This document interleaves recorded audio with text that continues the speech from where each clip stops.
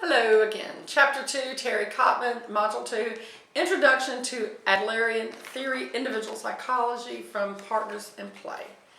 Psychological theory developed by Alfred Adler in the early part of the 20th century. Individual psychology was based on Adlerian individual therapy, became the foundation of Adlerian play therapy. Much of everything else in the basic tenets of Adlerian theory holds true, with slight adjustments to accommodate play therapy interventions. Adler's cornerstones. People are socially embedded. We belong to groups. We're goal-directed, purpose-driven. We want to meet our needs. Our reality is a subjective. What it is to me. My truth is my truth. We're creative beings who must be viewed from a holistic perspective. From Ansbacher and Ansbacher, 1956. Also Watson, 1999. Dealing with each of these, people are socially embedded. So according to Adler, we have a fundamental need to belong. It's also true for Maslow. Maslow says, first we have to survive. If we can survive, we'd like to survive in safety. If we have survival and safety, we'd like to have a connectedness to other living human beings in this world. That's where, in survival and safety, is where capability and courage may come in. But our need to belong is where connectedness comes in. So to gain a sense of belonging, clients will undergo a variety of dysfunctional relationships because someone is better than no one, and what I know is better than what I don't know. Going through Adlerian thought, we look at their lifestyle. What is the family atmosphere? What are the personality profiles? And looking in your Google Classroom, there is an entire Adlerian handout that describes all of these in great detail for your review. If we don't belong and we can't establish ourselves in a positive way, we'll fit in a negative, useless way. If we can't act pro-socially, we'll learn to act anti-socially, but we're going to become someone. And that's how our roles are assigned to us. Are we the parentified child? The scapegoat child, which is sometimes the second child? Are we the good kid, the bad kid? Are we the cheerleader, the mascot, the rescuer, which is the middle kids? Are we the lost child, the one that's born into dysfunction and been there the longest, which is the youngest child? Personality profiles. Are we looking for comfort like a turtle? Are we trying to please everyone like a chameleon? Are we looking for control, like the lion, or superiority, like the eagle? And we have to find out who that is for the client, as well as for the parents and in the family. What boxes have we been put in? What role have we been assigned to? What have we been told about ourselves, our role, our rules, our part that we have to play? What names have been given to us? Social interest. Outside of our family, we have friends and peers and school and church and neighborhoods and the communities and if we're older, our workplace. Roles and rules and our understanding of who we are in those places. Practical implications for Adlerian play therapists. We have to consider the child contextually, environmentally, culturally, not in isolation. Who is the child individually? Who is he to their parents? Who have they been? And this is true even for an adult client, because they were originally, when some of these issues began, a child. Who are they to their siblings, to their friends, at school, to their teachers? And how can we avoid colluding with what the child has been told, the client's been told about who they are and who they're expected to be? How can we identify these negative roles and negative goals and move forward to positive goals to increase stability and a barometer for improving mental health? Adler says that people view life subjectively. It is, I filter reality through what I know, my formed perceptions and convictions and my lifestyle, my earliest recollections.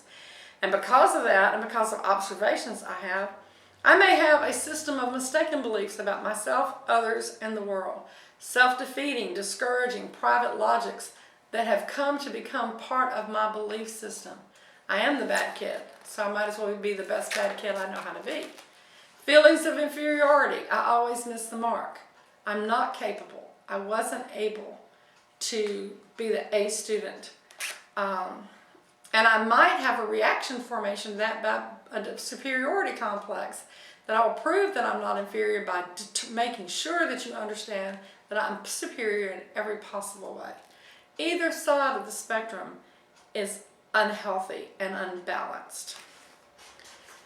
Assessing crucial C's, Terry Kottman has provided some worksheets for assessing across the crucial C's that are also in the Google Classroom. Finding out why. Why are we acting such a way? What is the refusal to participate in life? Are we depressed, suicidal, withdrawn, underachieving? Have we shut down? Are we acting out? Are we oppositional? Are we defiant? Assessing across those crucial C's will allow the clinician to be able to start to assess for strengths. If you assess presenting problems, you must assess for strengths so your treatment plan has a place to go. Creativity. Individual psychology is deeply conscious, rejoices in uniqueness of the individual of the human race. It's an expression of a fundamental, mysterious creativity innate in every person. The counselor takes a holistic view of life. Uniqueness across 5 important life tasks: work, friends, love, meaning, which is existential, spirituality, and coming to terms with one's own self, emotional and mood self-regulation. Self-determination, I have the right to make choices, I have autonomy, and I have the courage and the capability to do that. 4 phases of Adlerian therapy. I want to build a egalitarian relationship. I'm not the expert in your life. I'm here to be with you and collaborate.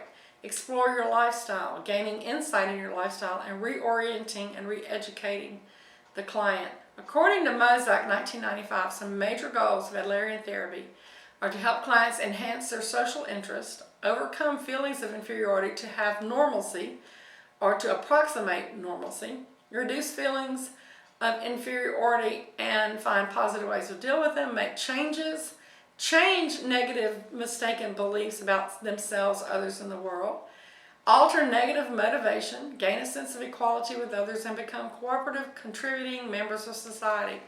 There's nothing about that we cannot support as therapists. In the first phase, building the rapport, you track, you restate content, reflect feelings, question strategies, actively interact with the child. One thing important in Adlerian therapy is to clean the room in a collaborative manner with encouragement and limit setting. Paraphrasing, feeling, reflection, encouragement, identification of priorities, assessing crucial C's, all crucial to the rapport building. The second phase, investigating the child's lifestyle. Observation of play. Talking with parents and teachers, assessing crucial C's, personality priorities of the family, as well as the teachers, the family constellation, the family atmosphere. Is it happy? Is it engaged? Is it cold, distant, withdrawn? Is it chaotic? Is it rigid? Private logic. What does the family believe? What does the client believe? And earliest recollections that can be remembered. The third phase, tentative hypotheses, interpretation, metaphors, art techniques, confrontation, immediacy, right here, right now, me and you, and humor, to examine attitudes, perceptions, feelings, thoughts, and actions, and decide what things need to be changed to enhance insights. In the reorientation and re-education phase, the counselor helps the parents and child operationalize decisions. Where will we take these things from here? When counseling is over, how will we make a change?